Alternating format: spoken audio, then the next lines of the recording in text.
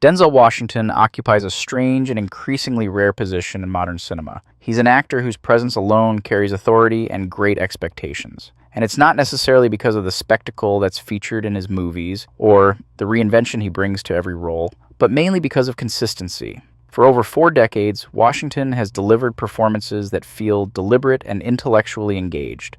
Even when the films around him falter, his work rarely does. And when the material rises to meet him, the result is often definitive, and most of the time it's outstanding. This isn't an actor who disappears into characters through extreme transformation or aesthetic camouflage. Denzel refines the best parts of his character until they're embedded into his very being. He understands variation within control. He knows how to modulate intensity, how to bend authority into vulnerability, how to weaponize silence as effectively as dialogue. His performances are built on moral tension. Characters played by Denzel are almost always negotiating power. Who has it, who's losing it, and what it costs to hold on to it. Whether he's playing lawmen, criminals, leaders, mentors, or men on the edge of collapse, there is always an interior logic guiding every choice. Nothing feels accidental, nothing feels phoned in. This video is about examining why he so rarely misses, why even his lesser performances remain watchable. Denzel Washington doesn't overwhelm scripts with excess, nor does he retreat into autopilot. He engages, every time. And in an industry increasingly comfortable with repetition and self-parody, that level of discipline stands out. Let's get started, lads. Glory is a Civil War drama centered on the formation and deployment of the 54th Massachusetts Infantry Regiment, one of the first all-black volunteer units in the Union Army. The film is structured around institutional resistance in the form of political hesitation and internalized doubt about whether black soldiers will be allowed to fight, let alone be treated as equals. The narrative moves from recruitment and training through to combat, with much of its tension arising from systemic obstruction. Key issues include unequal pay, menial assignments, and the constant implication that the regiment exists more as an experiment than a fighting force. Denzel Washington plays Private Tripp, an escaped enslaved man who joins the regiment not out of patriotic idealism, but necessity and guarded hope. The plot places Tripp in direct contrast with other soldiers who arrive with different motivations, education, faith, or loyalty to leadership. As the regiment is tested, Tripp becomes the emotional pressure point of the film.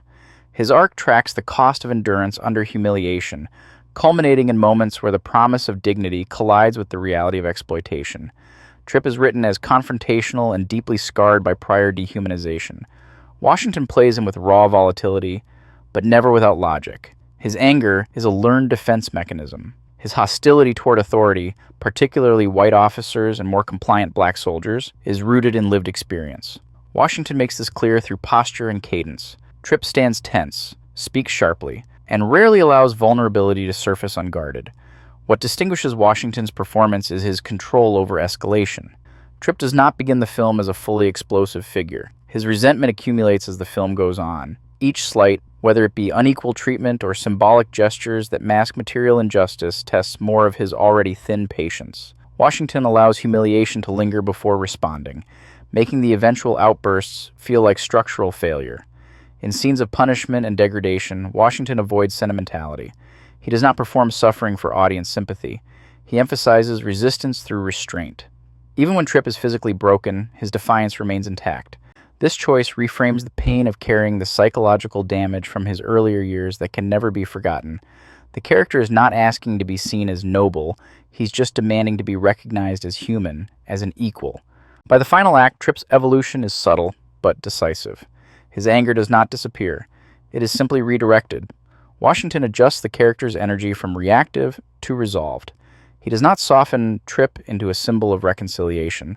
Denzel allows him to arrive at a form of solidarity that does not erase grievance. The performance acknowledges that dignity does not require forgiveness, only agency. Glory marked Washington as an actor capable of channeling intensity without indulgence. Every outburst is grounded in history and character psychology, which makes it so entertaining to watch because he loses himself in the character.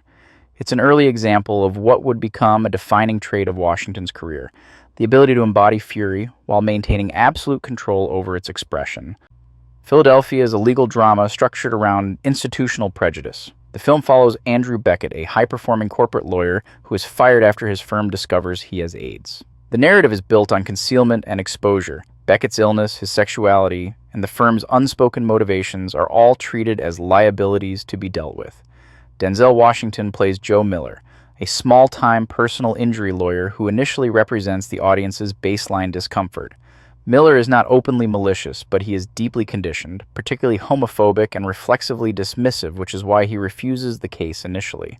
After feeling compelled to aid Beckett, sensing parallels of discrimination, this case forces him into proximity with what he has learned to avoid. Structurally, the film hinges on this uneasy partnership.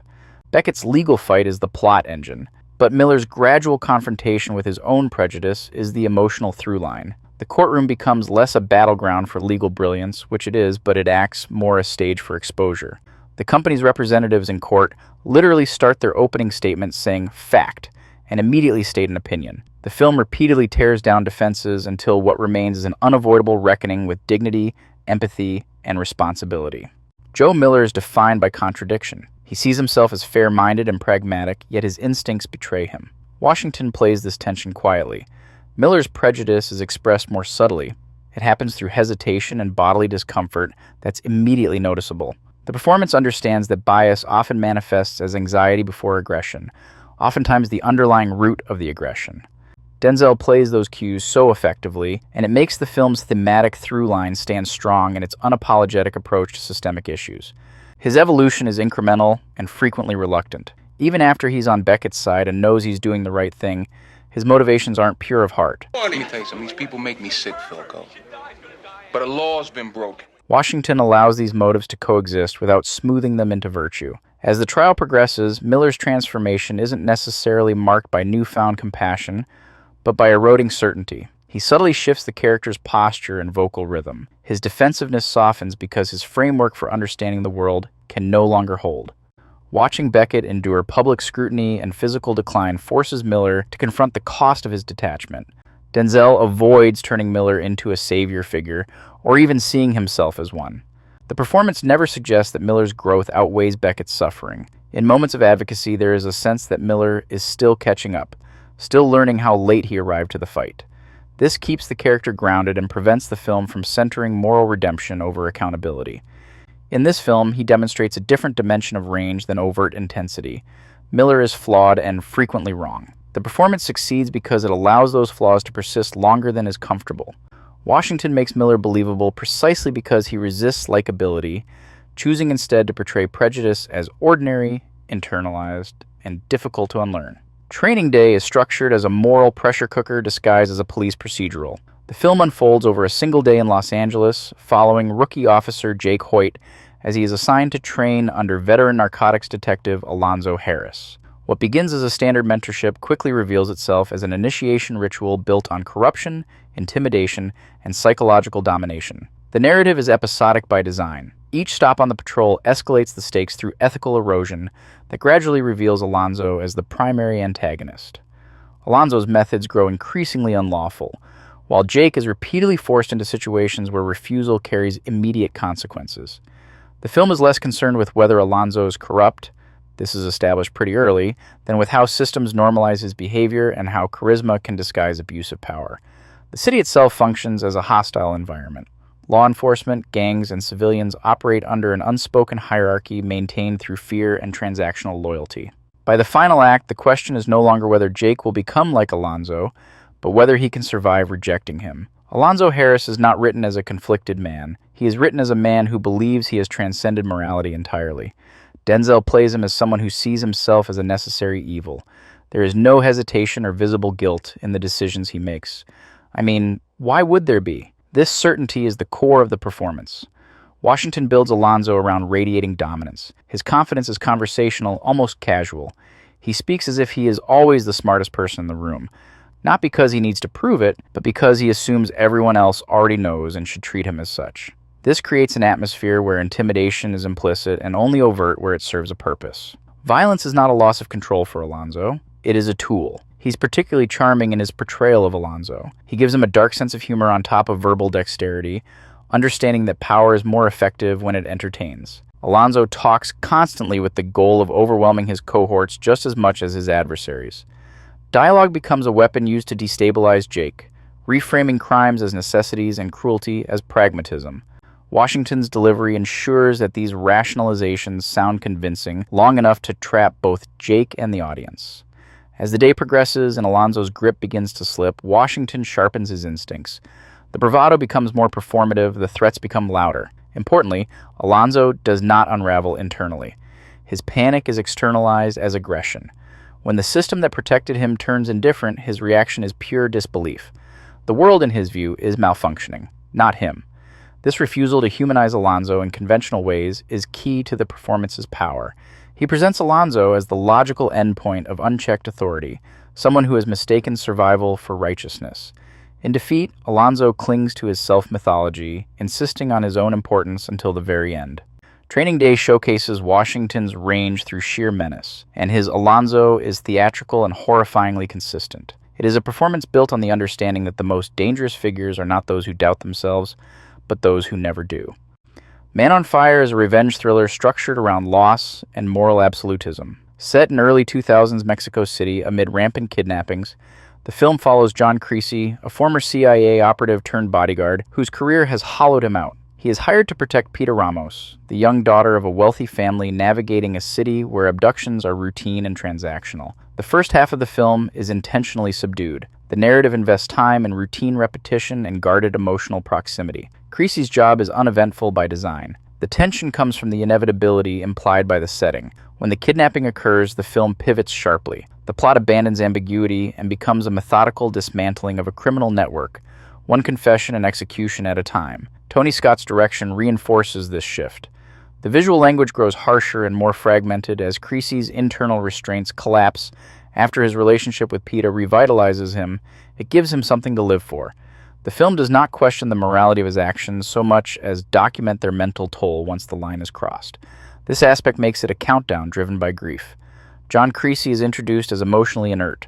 Denzel plays him as a man already dead, merely waiting for the body to catch up. His alcoholism, his suicidal ideation, and withdrawn demeanor are treated as baseline conditions. He moves through the world without expectation or hope for a better future. This is a fucked up world with fucked up circumstances, and he just wants out of it. But he's seemingly not supposed to, at least not now. This performance stands out because early on it presents disengagement. Creasy's silence is not presence of mystery, but of sheer absence. He presents a character who does not seek redemption and does not believe it's even possible. This makes the gradual bond with Pita crucial. Washington allows the change to register in micro-adjustments. Softened eye contact, marginally relaxed posture, moments of genuine attention. The performance resists sentimentality. The connection feels earned because it is understated. It's not your typical estranged protagonist finds purpose while reluctantly taking care of a child that brings the best out of him. I mean, that's what happens. But it wouldn't be fair to say it uses that trope to create artificial chemistry between the two characters. After the kidnapping, Washington's performance undergoes a deliberate inversion. Emotion calcifies. Grief hardens into purpose. Creasy does not have a boundary to cross, only an excuse to be as brutal as he's always wanted to be, to take his anger out on those who deserve it. He plays the transformation as moral foreclosure. Once the decision is made, there is no hesitation or inner conflict, and no appeal to justify his actions to the audience. Every act of violence carries the weight of someone who does not intend to survive the process. His calm during torture and interrogation is detachment. Pain, both inflicted and received, is irrelevant to the mission, but that doesn't mean he can't take pleasure in it. Physically, Washington grounds the brutality and exhaustion.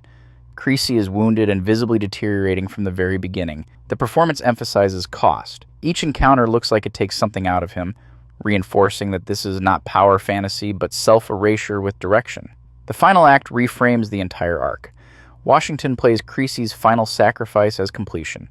Death is his final reward. He does not seek forgiveness or recognition. He simply finishes what he started. Man on Fire is an excellent film because he presents John Creasy as a man briefly reconnected to humanity, then permanently severed by its loss. It's striking to see how his performances have continued to evolve as he's gotten older, refining his craft rather than coasting on his previous success. A lot of people point to the Equalizer trilogy as proof of the brutality and consistency of his character work, and some even argue it ranks among his best. But it's important to separate the actor from the franchise when talking about Denzel, because once you do, it becomes clear that the most compelling elements of characters like Alonzo Harris, Robert McCall, or John Creasy largely come from Denzel himself. And a fitting example that showcases that evolution in his later years is The Tragedy of Macbeth. Does it feel weird to anybody else that 2021 was half a decade ago? Anyway, this is Joel Coen's stripped-down expressionistic adaptation of Shakespeare's play, removing historical texture in favor of abstraction and geometry.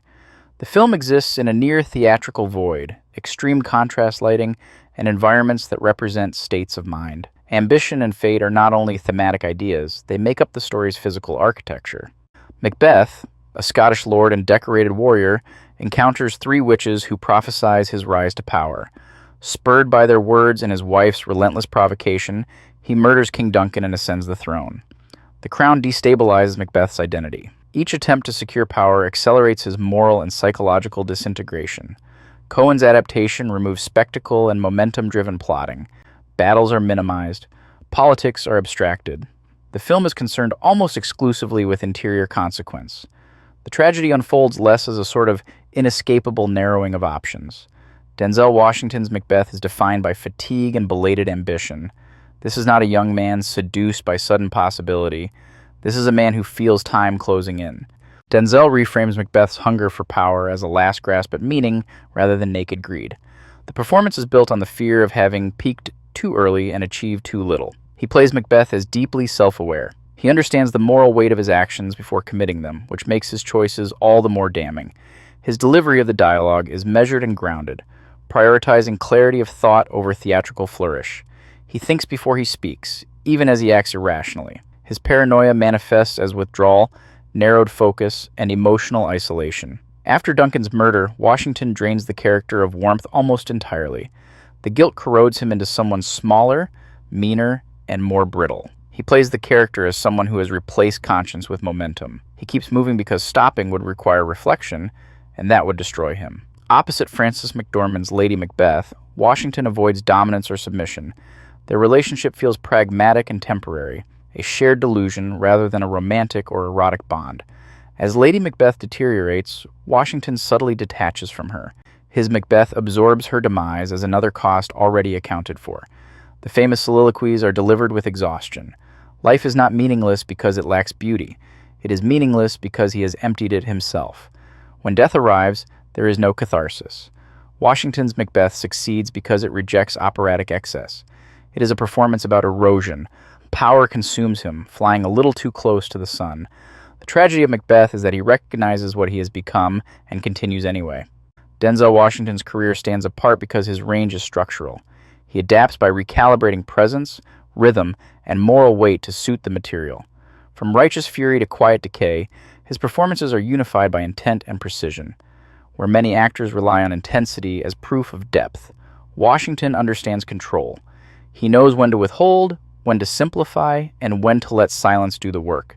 Even in his most commanding roles, there is always an interior logic guiding the performance.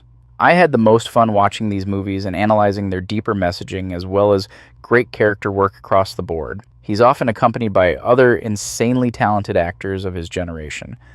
Next time, we're going to take a look at someone who's a little harder to pin down when it comes to how much success they deserve. See, because even though they commit to their characters fully, you can't help but notice that all the similarities their characters share, they all seem to feel the same in a way that's unintentional.